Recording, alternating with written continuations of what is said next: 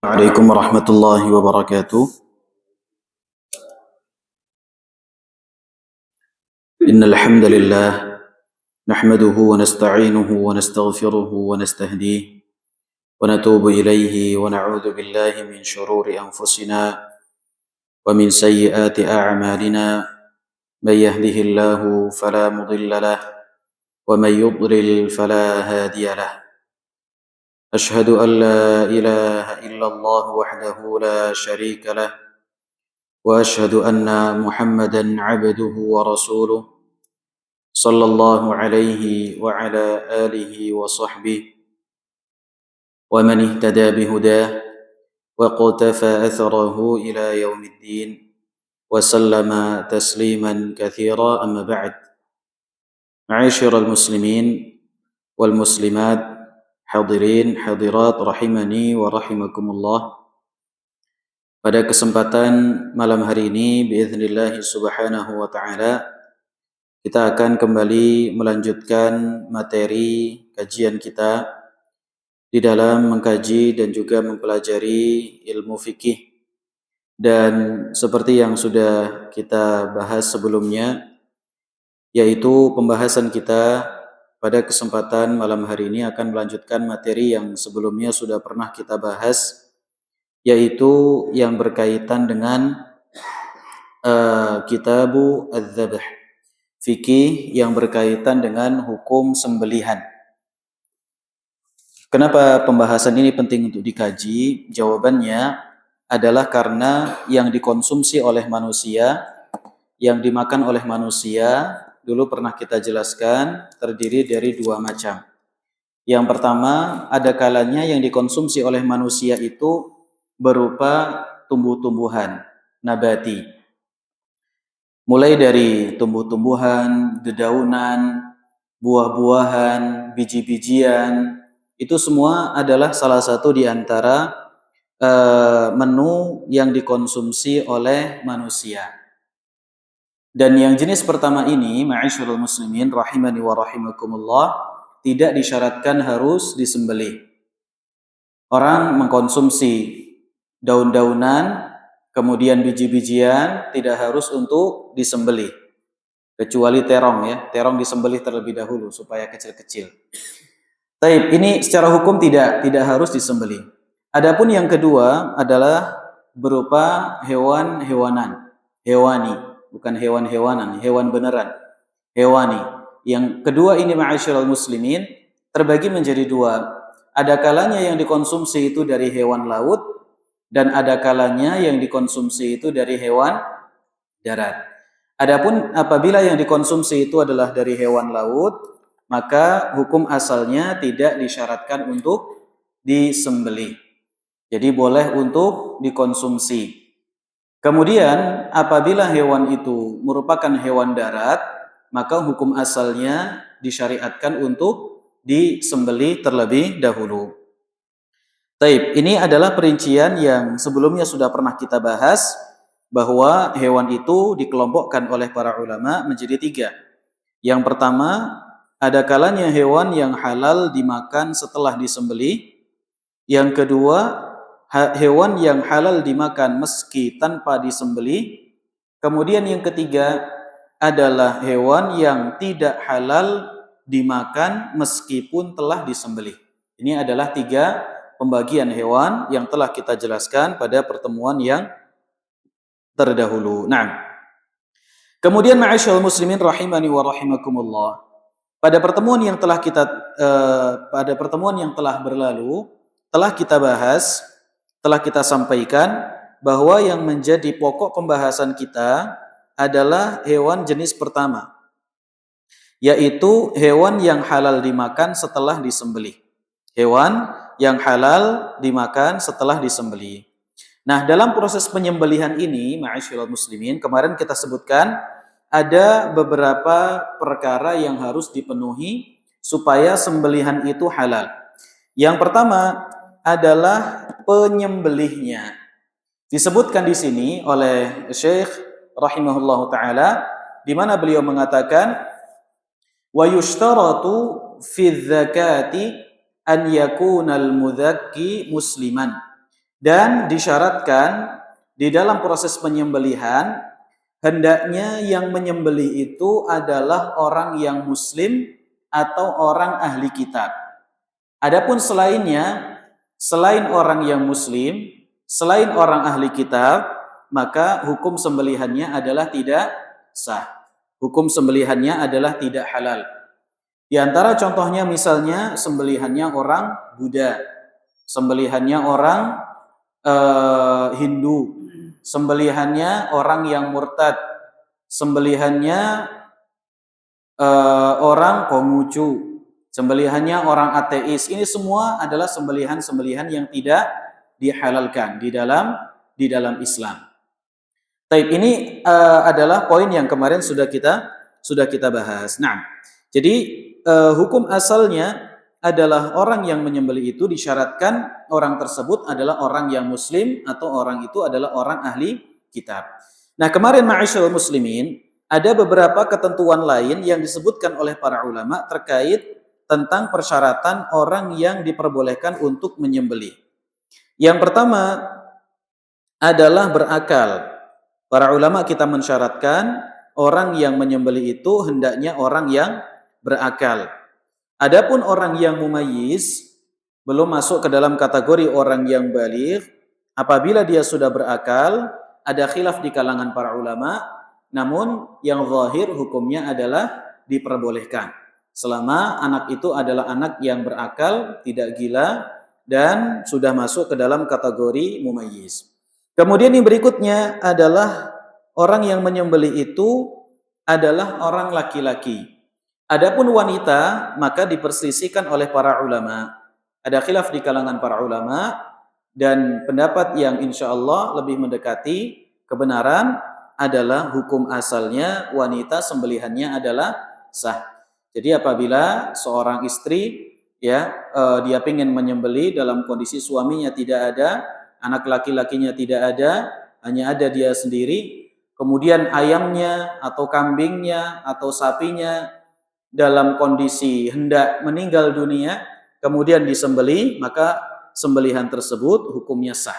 Meskipun yang menyembelih adalah seorang wanita. Taib. Kemudian yang berikutnya adalah tidak meninggalkan sholat. Dan ini kemarin sudah kita bahas, bahwa meninggalkan sholat hukumnya diperselisihkan oleh para ulama. Yang lebih aman adalah memakan sembelihan dari orang yang tidak meninggalkan sholat sama sekali. Ini yang lebih aman. Adapun kalau kita hidup di lingkungan, di masyarakat kita sekarang ini, di lingkungan yang hampir atau bukan hampir ya, banyak di kalangan kita yang mungkin menjumpai orang-orang yang tidak meninggalkan, orang-orang yang tidak mengerjakan sholat. Maka disinilah letak perincian yang kemarin sudah kita sampaikan. Jumhur mengatakan hukumnya tidak kufur, akan tetapi masuk ke dalam kategori dosa yang sangat besar, wajib bertaubat. Dan jumhur mengatakan salah satu bentuk taubatnya adalah dengan mengqadha semua sholat yang telah ditinggalkan, ya, mengqadha semua sholat yang telah ditinggalkan. Nah, taib ma'asyiral muslimin, kemudian adapun selain itu orang-orang yang kafir maka tidak sah sembelihannya, termasuk di dalamnya mantan muslim. Mantan muslim adalah orang yang murtad. Orang yang murtad sembelihannya tidak sah. Nah, demikian pula kemarin sudah kita bahas, ini kita review sebentar ya, terkait sembelihan ahli bid'ah. Apa hukum sembelihan dari ahli bid'ah? Kemarin kita sebutkan pelaku kebid'ahan terbagi menjadi dua. Ada bid'ahnya bid'ah amaliyah dan yang kedua bid'ah i'tiqadiyah. Kalau bid'ahnya bid'ah amaliyah hanya sekedar melakukan kebid'ahan yang sifatnya ritualisme, tidak menjurus kepada kekufuran, hanya sekedar zahir-zahir saja, yang kemudian ada bid'ah hakikiyah atau bid'ah idhafiyah yang berkaitan dengan amaliyah, maka sembelihannya masih sah. Adapun apabila bid'ahnya sudah berkaitan dengan i'tiqad, keyakinan, ya, maka disinilah ada perincian. Kemarin sudah kita sebutkan bahwa bid'ah i'tiqad itu ada dua, ada yang mukaffirah, yang menjadikan orang itu keluar dari agama Islam. Yang kedua ada bid'ah ghairu mukaffirah, bid'ah yang tidak mengeluarkan seseorang dari agama Islam. Nah, kalau bid'ahnya itu mukaffirah, maka sembelihannya tidak halal. Meskipun dia mengaku dirinya sebagai seorang muslim. Ya, apabila dia melakukan bid'ah mukaffirah, kufur besar, syirik besar, ya, nifak besar, maka sembelihannya tidak halal. Adapun apabila bid'ah itu ghairu mukaffirah, tidak menjadikan seseorang itu keluar dari agama Islam, maka hukum asal sembelihannya adalah diperbolehkan. Nah, ma'asyiral muslimin rahimani wa rahimakumullah, kita akan lanjutkan apa yang disebutkan oleh Syekh Abdurrahman bin Nasir As-Sa'di rahimahullahu taala. Di poin yang kedua, beliau mengatakan wa an yakuna bimuhaddadin wa yushtaratu fi dzakati an yakuna bimuhaddadin, dan disyaratkan di dalam sembelihan itu an yakuna bimuhaddadin, dalam kondisi alat itu dengan sesuatu yang muhaddad. Muhaddad itu artinya tajam. Jadi, tatkala seseorang itu hendak menyembelih, syarat yang kedua, ini kan syarat yang pertama. Nah, syarat yang pertama berkaitan dengan apa ini? Berkaitan dengan jagalnya, dengan penyembelihannya. Yang kedua adalah berkaitan dengan alat yang digunakan. Ya, alat yang digunakan. Taib. Jadi supaya sembelihan kita adalah sembelihan yang sah, alat yang digunakan harus sesuai dengan ketentuan syar'i. Alat yang digunakan untuk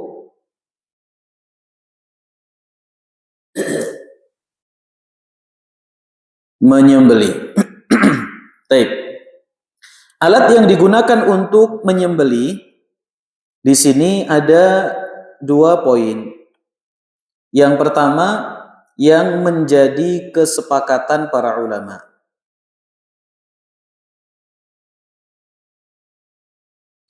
Kesepakatan para ulama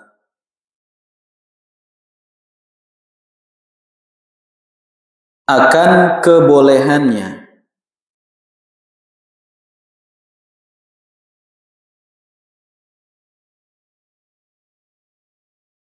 Baik, jadi poin yang pertama, ada alat-alat itu yang untuk menyembelih, saat digunakan menyembelih, disepakati oleh para ulama, hukumnya adalah diperbolehkan. Yang pertama adalah hadid, besi. Besi dan semua turunannya. Selain besi, apa biasanya Pak? Baja.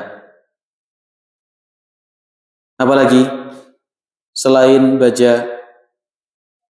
Stainless. Stainless itu besi bukan? Bukan ya? Broker. Bukan. Besi, stainless, logam. Kalau logam, bahasa ada para ulama mengatakan qadhib. Ada sendiri. Hadid itu sendirikan, logam, qadhib itu ada sendiri. Taib. Berarti kalau baja itu dia tidak termasuk besi ya? Termasuk besi atau tidak, Pak? Hah? Termasuk besi ya? Taib. Pakai baja ringan, bisa nggak menyembelih, Pak? Bisa ya? Gimana? Tajam. Taib. Besi, baja, stainless. Kalau qadhib itu ya logam, ya logam-logaman. Taib, ini yang pertama, terbuat dari besi. Alat yang digunakan itu adalah alat yang terbuat dari besi. Yang kedua, kata para ulama, ud. Ud artinya apa? Ud, kayu. Apa kayu yang bisa digunakan untuk menyembelih? Bambu, ya. Misalnya bambu.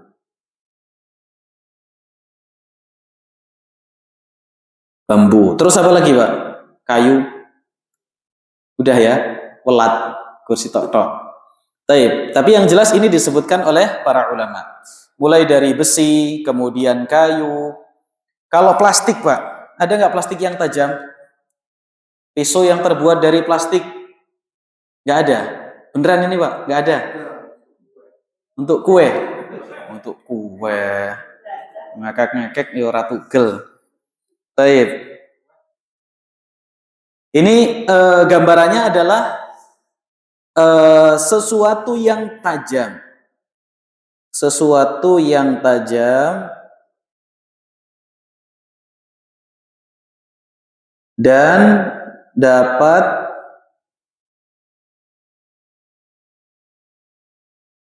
mengalirkan darah. Ini patokannya. Karena Nabi Shallallahu Alaihi Wasallam mengatakan ma'an harad dama. Nanti akan kita bacakan hadisnya dari Rafi' ibnu Khadij. Baik, ini adalah poin yang pertama. Ini semuanya disepakati oleh para ulama menyembelih dengan besi, dengan pisau yang terbuat dari besi. Ya, pisau golok yang terbuat dari baja. Ya, pisau yang terbuat dari besi stainless misalnya. Yang semisalnya hukumnya adalah diperbolehkan. Yang kedua adalah yang terbuat dari kayu, misalnya adalah bambu, dan ini disebutkan oleh para ulama ud kayu. Ya, apabila dia tajam maka diperbolehkan. Kemudian berbagai macam bentuk logam, ya, berbagai macam bentuk logam apabila memang dia memiliki satu sifat apa tadi? Tajam dan dapat mengalirkan darah, maka hukum asalnya adalah diperbolehkan. Nah, ini yang pertama. Yang kedua, diperselisihkan.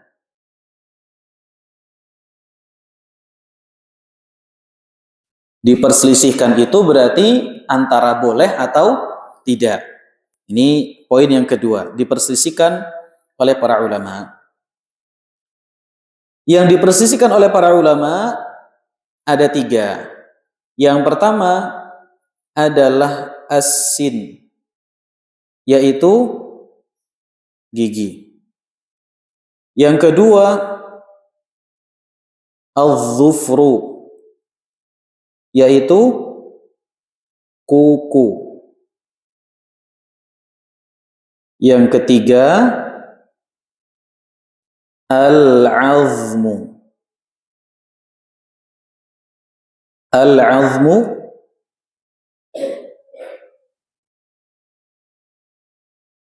artinya adalah tulang, ya.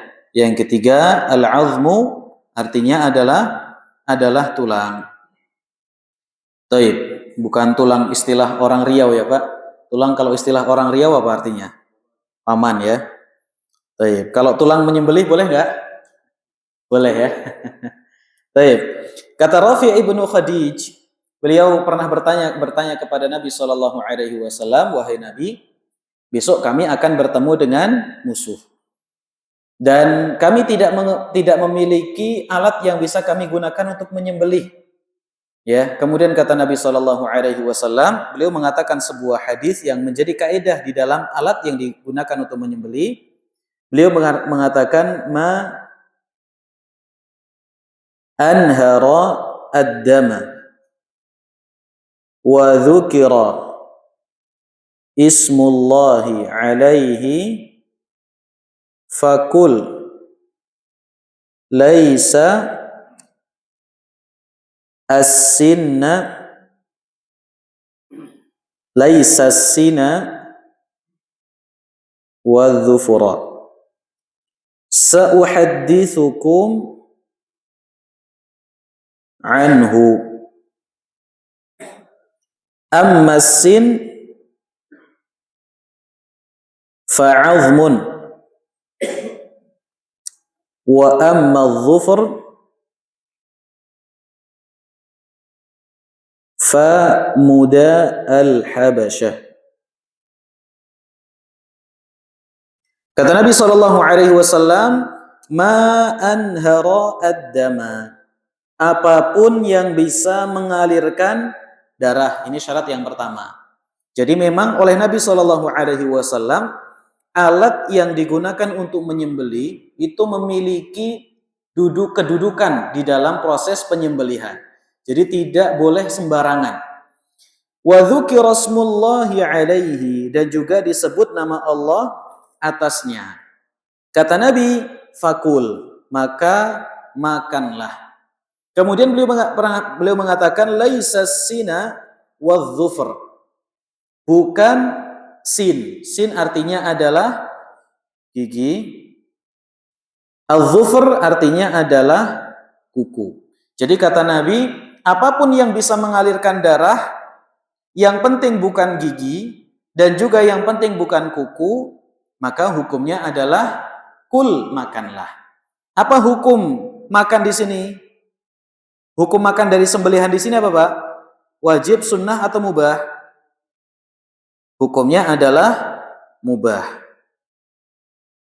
Jadi meskipun dia datang dalam bentuk kata kerja perintah, tapi tidak lantas menunjukkan hukumnya wajib. Ya, tidak lantas menunjukkan hukumnya wajib. Sa'uhaddithukum anhu. Saya akan ceritakan kepada kalian tentang keduanya. Kata Nabi SAW, wa ammas sinu fa'azmun. Adapun gigi, maka hakikat dari gigi itu adalah tulang. Wa amma dhufr famuda al-habasha. Adapun kuku itu adalah alat yang digunakan oleh alat benda tajam yang digunakan oleh orang-orang Habasyah. Jadi kalau pengen makan mereka cuek pakai apa? Kukunya, ya. Kukunya mereka tajam-tajam, terus kalau dapat kelinci begitu dicekik atau dipites gitu ya, pakai kuku kemudian meninggal. Ya, kemudian mati baru kemudian dimakan. Tapi bukan kukunya dicopotin begitu, tidak. Atau bukan kuku manusia, bisa jadi dengan menggunakan kuku-kuku dari hewan buas. Dapat singa misalnya, kukunya diambil. Kemudian dapat apa lagi? Gajah kukunya nggak tajam ya.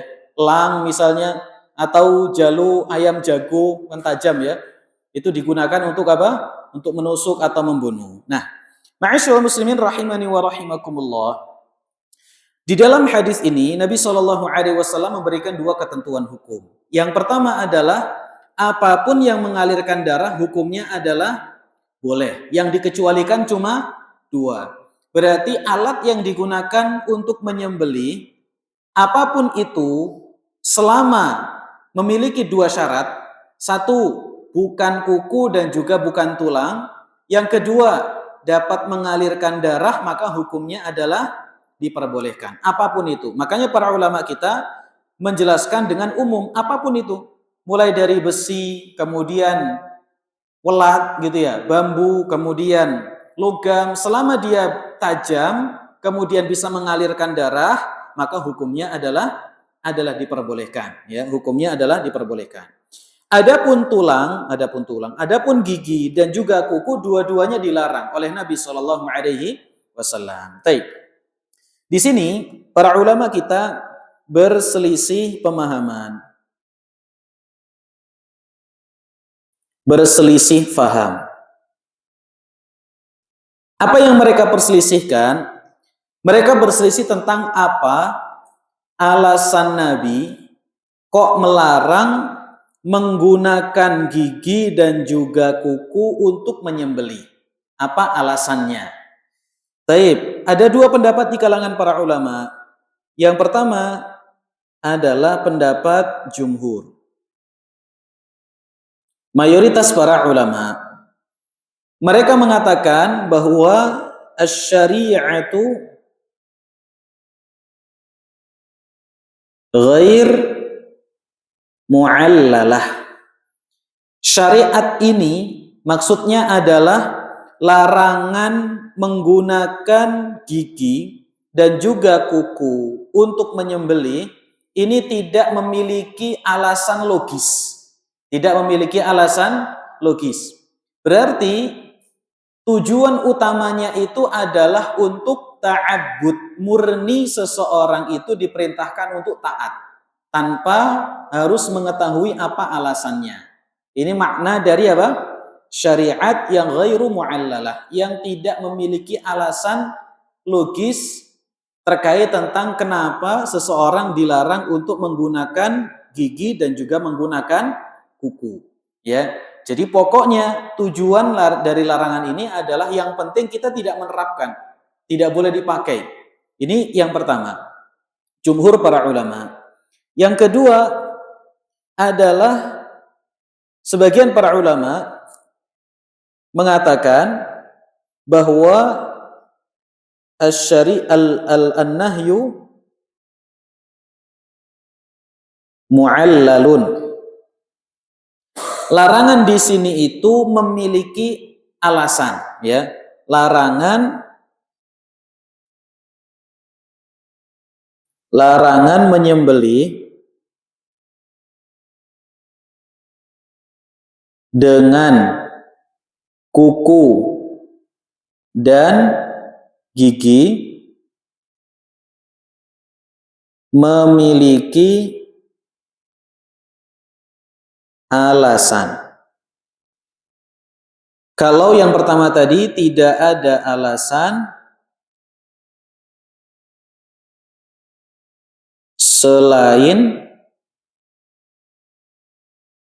perintah untuk taat. Jadi sudah nggak ada alasan apapun. Kata Nabi tidak boleh, ya udah tidak boleh mutlak. Ya, tidak boleh secara mutlak. Adapun pendapat yang kedua mengatakan bahwasanya Nabi tatkala melarang orang itu menyembelih dengan gigi dan menyembelih dengan kuku, ini ada alasannya. Apa alasannya? Alasannya adalah memiliki alasan. Apa alasannya? Alasannya adalah karena biasanya kuku dan gigi tidak dapat mengalirkan darah. Nah, biasanya kuku dan gigi tidak bisa mengalirkan darah. Bisa difahami ya Pak? Kenapa? Karena Nabi Shallallahu Alaihi Wasallam mengatakan di awal hadis ma anharad dama, sesuatu apapun yang patokannya bisa mengalirkan darah. Sekarang sampean ambil gigi satu misalnya. Nah, ambil gigi satu. Terus jenengan pakai buat menyembelih, ngekek kucing misalnya. Janganlah, ayam ya. Kira-kira bisa robek atau tidak lehernya? Tidak bisa, bukan digigit ya Pak. Diekek-ekek gitu ya, disembelih, pakai gigi. Kira-kira bisa atau tidak? Jawabannya tidak bisa. Maka ghaliban, kata para ulama, memang biasanya pakai gigi itu tidak bisa mengalirkan darah. Demikian pula dengan menggunakan apa? Kuku. Hukum asalnya orang kalau pakai kuku dipakai buat menyembelih, bisa robek atau tidak? Tidak. Taib. Jadi ini adalah apa Pak? Ini adalah biasanya. Kalau kuku atau gigi tidak dapat mengalirkan darah. Sekarang kalau terjadi kasus tidak biasa, yaitu ada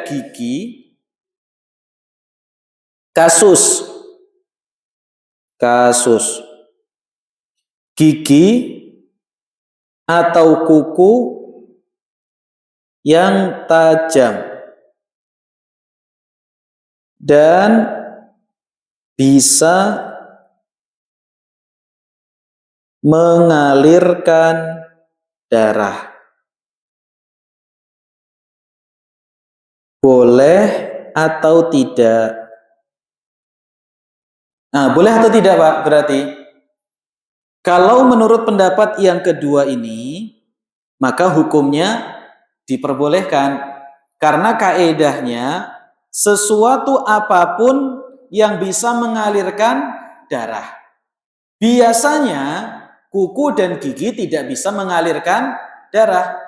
Kalau ternyata ada kuku atau gigi yang bisa mengalirkan darah, maka hukum asalnya juga boleh. Ini pendapat yang kedua. Ini pendapatnya Imam Abu Hanifah rahimahullahu taala. Adapun jumhur para ulama, mayoritas para ulama yang mereka mengatakan bahwa tidak ada alasan dari perintah itu selain taat. Pokoknya gigi atau kuku sekalipun bisa mengalirkan darah, tetap hukumnya tidak diperbolehkan. Kenapa? Karena hukum dari syariat ini tidak ada alasan logis yang bisa digunakan untuk menerapkan hukum yang sama di dalam kasus yang berbeda. Bisa difahami ya Pak? Berarti kalau seandainya ada kuku atau gigi yang tajam dan bisa mengalirkan darah, menurut mayoritas para ulama, hukumnya juga tetap tidak diperbolehkan. Ya, hukumnya tetap tidak diperbolehkan. Taib. Kemudian yang berikutnya. Jadi, kalau ada kuku atau menyembelih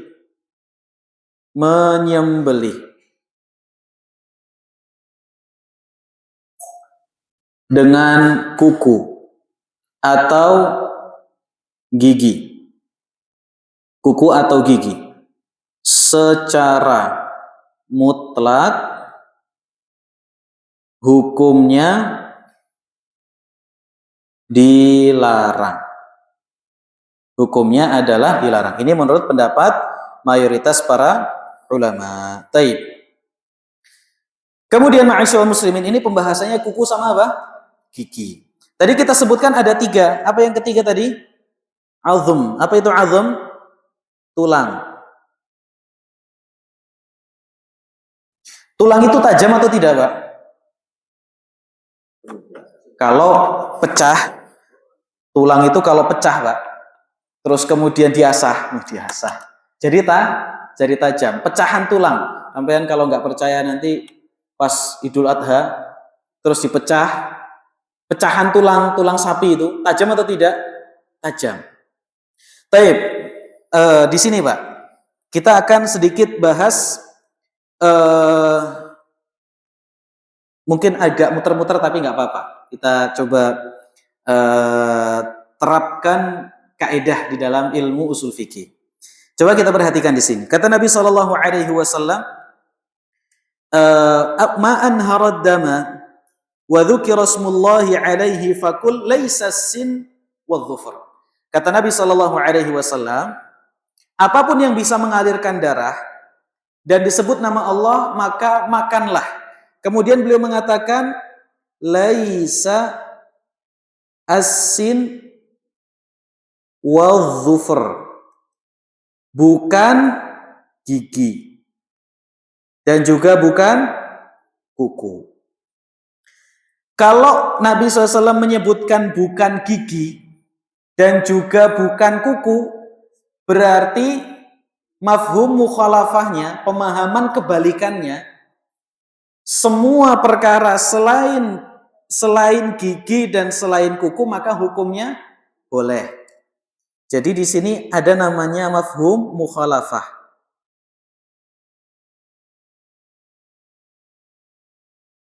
Pemahaman kebalikannya. Kata Nabi kan, pokoknya selain gigi dan selain kuku, berarti selain dari keduanya, selain dari benda berupa gigi dan kuku, maka hukumnya boleh. Selama selain gigi dan selain kuku. Berarti tulang. Boleh atau tidak, Pak? Boleh. Tulang boleh. Apa dalil tulang itu boleh? Apa dalil menyembelih pakai tulang itu boleh, Pak? Apa itu? Ini namanya pemahaman kebalikan, ya, mafhum mukhalafah. Dalilnya adalah pemahaman kebalikan dari lafadz bukan gigi dan juga bukan kuku. Gitu ya, Pak. Ini cara di dalam berdalil. Cara di dalam berdalil. Jadi, apa dalil menyembelih dengan tulang itu boleh selama dia tajam? Dan ini yang diambil, seingat ana diambil oleh Al-Imam Ibnu Qayyim Al-Jauziyah rahimahullahu ta'ala. Kenapa? Karena menurut beliau tulang itu adalah zat yang berbeda dengan zatnya gigi. Zat yang berbeda dengan zatnya gigi. Yang dinafikan oleh Nabi itu gigi, bukan tulang. Maka mafhum mukhalafahnya, pemahaman kebalikannya adalah bahwasanya tulang diperbolehkan untuk digunakan menyembelih. Ini laisa sin wa dhufur. Jadi mafhum mukhalafahnya menunjukkan bahwa tulang boleh. Kemudian di hadis yang sama Nabi Shallallahu Alaihi Wasallam mengatakan sauhaditsukum anhu. Saya akan menceritakan tentang kenapa larangan itu muncul. Kata beliau, fa ammasin, adapun apa tadi? Gigi. Fa ammasin fa'azmun. Nah, Nabi SAW mengatakan, adapun gigi, alasan dilarangnya adalah karena gigi itu tulang. Karena gigi itu adalah bagian dari tulang. Berarti potongan hadis yang kedua ini secara implisit, gitu ya Pak ya? Implisit apa eksplisit? Secara mantuk namanya dalam bahasa Arab menyebutkan bahwa alasan gigi tidak boleh digunakan untuk menyembelih karena gigi adalah tulang. Kenapa nggak boleh menyembelih pakai gigi?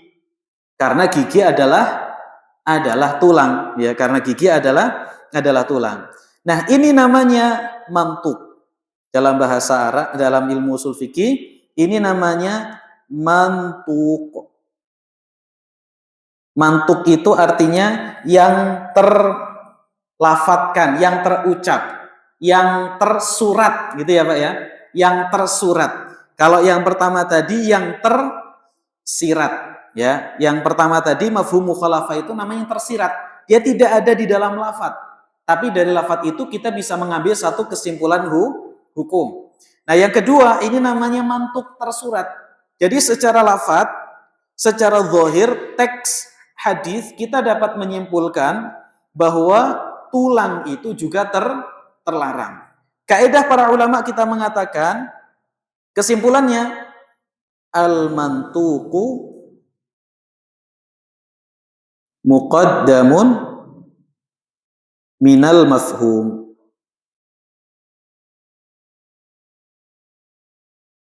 Yang tersurat didahulukan dari yang tersirat. Bisa dipahami Pak? Nah, ini kenapa para ulama kita berselisih ya? Tentunya mereka berselisih terkait tentang tulang ini. Ada yang mengatakan boleh karena dia mafhum dari lafadz laisa sin wa dhufr, dan ada yang melarang. Kenapa mereka melarang? Yang melarang berdalil dengan mantuk. Yang membolehkan berdalil dengan apa Pak? Mafhum. Jadi yang melarang berdalil dengan yang tersurat, sedangkan yang memperbolehkan berdalil dengan yang tersirat. Dua-duanya berdalil dengan satu hadis, ya. Bisa difahami ya, Pak? Baik. Ala kulli hal, kalau masih ada peso jangan pakai yang lain. Makanya jumhur para ulama, Al-Imam Ibnu Rushd Al-Hafidh dalam Bidayatul Mujtahid wa Nihayatul Muqtasid, di ujung bab pembahasan tatkala beliau membahas tentang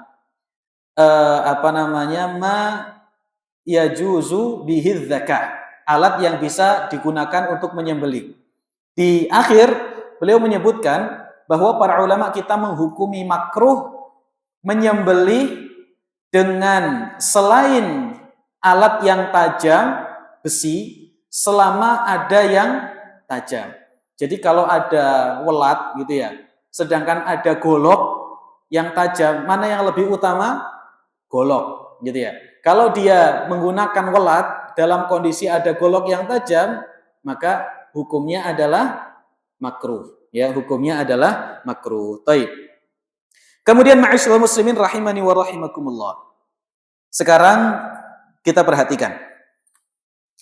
Tadi jumhur para ulama kita mengatakan syariat itu syariat tentang larangan menyembelih dengan kuku dan juga gigi. Berarti kita tambahkan apa tadi? Tulang, kan gitu ya?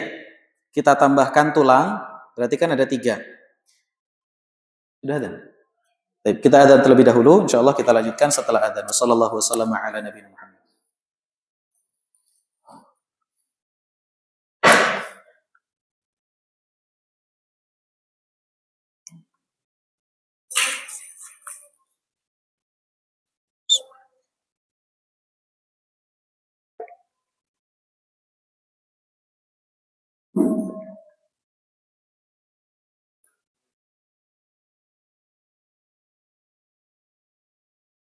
Allahu Akbar,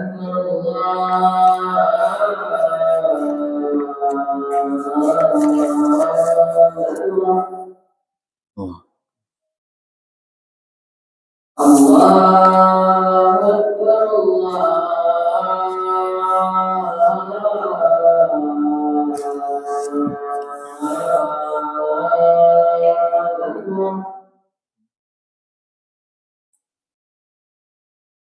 Asyhadu an la ilaha illallah.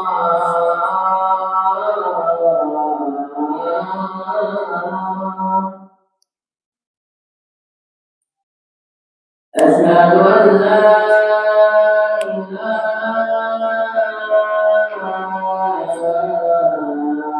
illallah.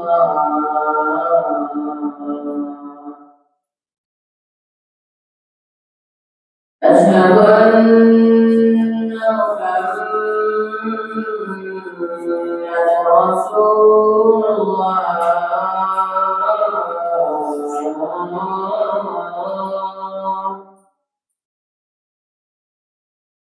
أشهد أن محمدا رسول الله.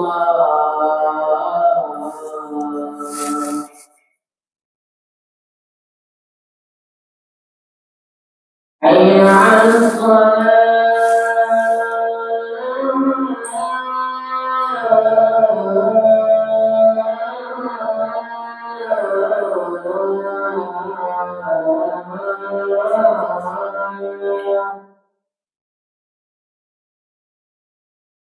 حي على الصلاة.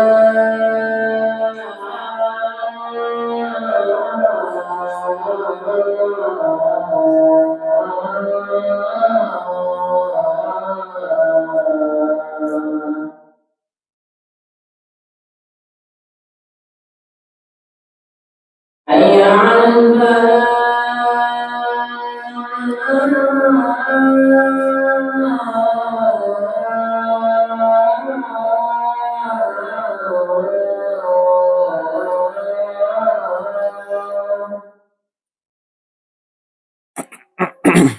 حي على الفلاح.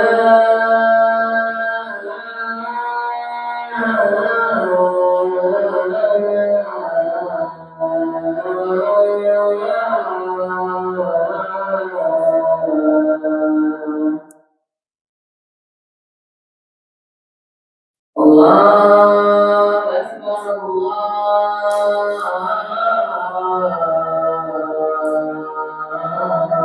الله أكبر. لا إله إلا الله.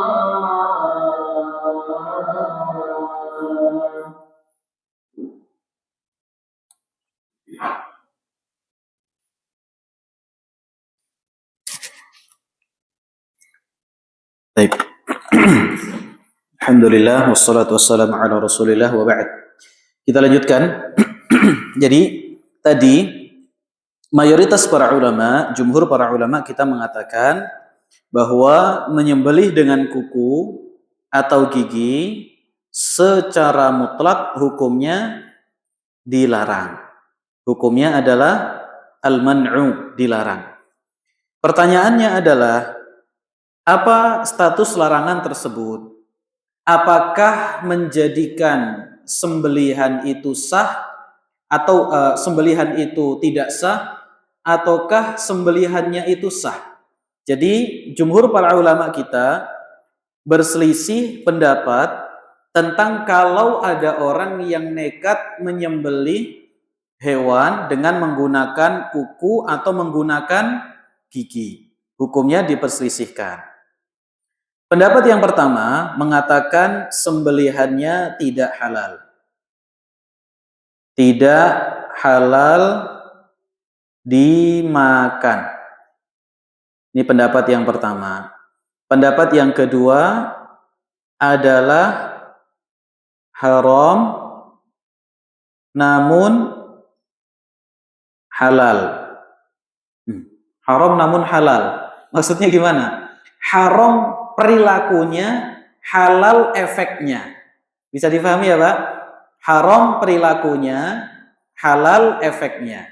Jadi perilaku dia yang menggunakan kuku untuk menyembelih itu haram. Tapi kalau sudah terjadi, maka sembelihannya dihukumi halal. Yang ketiga, makruh plus halal. Makruh plus halal. Yang pertama haram plus tidak halal. Ya, haram plus tidak halal. Baik, ini adalah hukum sembelihan orang yang menggunakan apa? Kuku atau gigi. Kembali kepada satu kaidah yang muncul dari kalangan para ulama dalam usul fikih, yaitu hal an-nahyu yaqtadil fasad. Kaidahnya kata para ulama, halin nahyu yaqtadi al-fasad. Apakah larangan itu berkonsekuensi rusak kalau dikerjakan? Ini khilaf di kalangan para ulama. Ada yang mengatakan an-nahyu yaqtadil fasad, larangan itu berkonsekuensi rusak. Kalau larangan berkonsekuensi rusak, berarti apabila seseorang itu menyembelih dengan kuku atau gigi, maka konsekuensi sembelihannya rusak. Kalau rusak, maka hukum penyembelihannya adalah tidak halal. Tidak halal untuk dimakan. Berarti hukumnya haram. Kemudian apabila berpendapat an-nahyu la yaqtadil fasad, maka hukumnya antara makruh atau haram tergantung nanti status larangannya, akan tetapi tetap halal untuk dikonsumsi. Ya, tetap halal untuk dikonsumsi. Contoh Pak, contoh itu adalah seperti ini. Apa hukum orang sholat pakai sajadah? Sajadah hasil curian. Mau sholat aja nyuri, ya misalnya. Dia sholat di atas sajadah, sajadah itu hasil apa? Curian. Apa hukum sholatnya dan apa hukum sholatnya? Sah. Dia berdosa atau tidak? Berdosa. Apa itu? Menggunakan barang curian. Dari sisi menggunakan barang curian, dia berdosa. Dari sisi sholatnya, hukumnya adalah sah. Nah, di sini ada khilaf di kalangan para ulama. Nah, jadi terkait tentang status larangan tadi, apakah haram ataukah makruh ataukah halal dimakan ataukah tidak, terdapat perselisihan yang cukup panjang di kalangan para ulama. Nah, yang jelas diutamakan, dianjurkan, bahkan ditekankan untuk menyembelih dengan sesuatu yang bisa mengalirkan darah. Yang tadi sudah kita sebutkan, yang mengalirkan darah itu paling utama adalah muhaddad, sesuatu yang tajam, ya, sesuatu yang tajam. Menyembelih dengan lidah boleh atau tidak, Pak? Karena kan lidah lebih tajam daripada apa? Pedang ya. Subhanallah. Baik, ini tidak jadi pembahasan. Apalagi lidah buaya ya, Pak. Nah, kemudian kata beliau, kita lanjutkan sedikit. Wa an yunhira ad-dam. Dan hendaknya alat yang digunakan menyembelih itu bisa mengalirkan darah. Makanya disebut nahar, Pak. Nahar itu tidak disebut nahar kecuali kalau mengalir. Anhara yunhiru, ini muncul darinya lafadz nahrun, sungai gitu ya. Kalau tempat kita nahrun artinya sungai. Wa an yaqta'al hulquma wal mari, dan memutus kerongkongan, tenggorokan dan juga mari. Mari itu adalah satu urat nadi. Jadi Syekh Abdurrahman bin Nasir As-Sa'di beliau berpendapat bahwa batasan minimal yang dipotong itu apa? Tenggorokan dan juga apa? Satu urat nadi. Kenapa, ma'asyiral muslimin? Karena Nabi SAW sekali lagi beliau mengatakan yang menjadi patokan itu darahnya mengalir. Darahnya mengalir itu cukup dengan apa? Cukup dengan memotong, kalau menurut Syekh Abdurrahman ya, cukup dengan memotong memotong tenggorokan dan juga memotong satu urat nadi. Karena kalau urat nadinya satu terpotong, maka sudah pasti darahnya mengalir. Maka kata beliau cukup dua ini saja. Ya, maka cukup dua ini saja. Nah, akan tetapi kalau lebih utama, kalau memotong semuanya, maka itu lebih utama. Memotong semuanya, maka itu lebih utama. Nah, kemudian yang berikutnya, ma'asyiral muslimin, kata beliau, wa an yudhkara ismullahi alaihi, dan disebut nama Allah pada sembelihan tersebut. Kemarin kita sebutkan bahwa membaca basmalah, membaca tasmiyah, menyebut nama Allah sebelum menyembelih, hukumnya adalah syarat bagi orang yang ingat. Adapun bagi orang yang lupa, maka tidak menjadi syarat. Maka jumhur para ulama kita mengatakan sembelihan orang yang lupa membaca basmalah hukumnya halal, ya. Sembelihan orang yang lupa membaca basmalah hukumnya adalah halal. Nah, ini dan perinciannya sudah kita bahas secara panjang, tidak terlalu panjang sih ya. Kita bahas dengan beberapa perincian saat kita kemarin membahas tentang apa? Tentang kitab Al-Udhiyah, fikih yang berkaitan dengan udhiyah. Nah, Nabi SAW beliau mengatakan, rufi'a an ummati al-khata' wal nisyan wa mastukrihu alaihi.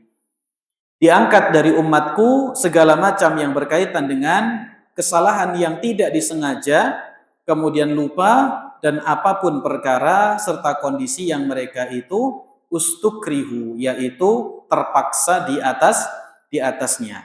Kata Ibnu Abbas radhiyallahu taala anhuma, beliau mengatakan, idza dzabahal muslimu wa nasiya an yadhkura ismallahi alaihi falyakul. Apabila seorang muslim menyembelih dan dia lupa untuk menyebut nama Allah atasnya, maka silahkan untuk dimakan, ya. Apalagi kalau sapi sudah disembelih, wah lupa, ya, mau diulangi lagi tidak bisa. Apa hukumnya? Dipendam atau bagaimana sapinya? Tidak, boleh untuk dimakan. Yang penting bukan unsur apa? Kesengajaan, ya. Bukan unsur kesengajaan. Tentu di sini ada khilaf. Syekhul Islam Ibnu Taimiyah rahimahullah taala, beliau berpendapat tidak halal, ya. Jadi kalau jenengan juga perlu jeli tatkala kita sampaikan khilaf seperti ini, dan kemudian mungkin asatidzah kita ada yang mengatakan tidak halal, bukan berarti itu ijma', ya, bukan berarti itu ijma'. Jumhur para ulama mengatakan hukumnya halal. Yang tidak mengatakan halal minoritas di kalangan para ulama, dan diantaranya adalah Syekhul Islam Ibnu Taimiyah rahimahullahu ta'ala. Dan sekali lagi, fatwa dari Syekhul Islam itu adalah fatwa. Artinya tidak semua kebenaran berada di tangannya Syekhul Islam Ibnu Taimiyah rahimahullahu ta'ala. Ada kalanya beliau keliru, ada kalanya beliau khilaf, ada kalanya beliau menyelisih jumhur para ulama dan yang lain sebagainya. Dan alangkah banyaknya permasalahan di mana Syekhul Islam Ibnu Taimiyah rahimahullahu taala beliau tidak sepakat dengan mayoritas para ulama. Nah, wallahu taala a'lam bissawab. Insyaallah pada pertemuan yang akan datang kita akan masuk ke dalam fikih yang berkaitan dengan buruan, ya, fikih berburu. Nah, ma'asyiral muslimin rahimani wa rahimakumullah, itu yang bisa kita bahas. Sebelum kita cukupkan, ada yang ditanyakan dari bapak-bapak atau ibu-ibu santri? Faham? Paham ya? Nyembelih pakai keramik. Nah, nyembelih pakai keramik boleh atau tidak? Hah? Boleh atau tidak? Keramik tajam atau tidak? Hah? Tajam. Ya. Pakai kuku macan. Nah, tahu kuku macan? Nah, yang boleh pakai keramik boleh atau tidak? Ada satu lagi Pak Ana yang kelupaan di sini. Para ulama menyebutkan satu lagi yang alat yang boleh digunakan untuk menyembelih, yaitu hajar. Hajar artinya adalah batu. Jadi menyembelih pakai batu hukumnya diperbolehkan. Kalau jenengan pergi ke itu loh Pak, apa namanya? Orang yang jual bunga-bunga, ya itu loh pokoknya. Kan dia jual apa namanya? Batu alam, ya, batu alam. Kan ada batu lempengan, batu hitam yang biasa ditaruh di tembok-tembok itu kan tajam juga. Kalau nggak percaya, pakai gitu ya. Nah, itu juga tajam. Para ulama kita mengatakan hukumnya adalah diperbolehkan. Baik, jadi nyembelih, perhatikan ini, santri. Nah, jangan ngobrol. Tadi adabnya gimana? Kan sudah belajar. Perhatikan. Nyembelih pakai besi boleh atau tidak? Yang tajam? Boleh. Nyembelih pakai kayu, pakai bambu yang tajam boleh tidak? Boleh. Nyembelih pakai batu yang tajam boleh atau tidak? Boleh. Nyembelih pakai stainless yang tajam boleh tidak? Menyembelih pakai gigi yang tajam boleh atau tidak? Hah? Boleh tidak? Apa jawabannya, Pak? Tidak boleh, ya. Hukumnya tidak diperbolehkan. Kata Ustadz Fulan boleh. Nah, ini. Jadi kita sudah mengetahui adanya khilaf. Nah, tapi yang jenengan kalau mau pilih yang pendapat Abu Hanifah ya boleh, Pak, ya. Pakai pendapat saya gigi boleh, ya. Pakai tulang boleh. Tapi ada satu syarat ya, Pak. Para ulama kita yang mengatakan boleh pakai gigi, boleh pakai tulang, para ulama kita mengatakan hendaknya gigi atau tulang itu terpisah, munfasilah, ya, gigi yang sudah terpisah dari yang punya gigi, ya, terpisah dari gigi macan, gigi singa sudah diambil. Siapa yang berani minta satu gitu ya? Baik. Pakai kukunya, ya.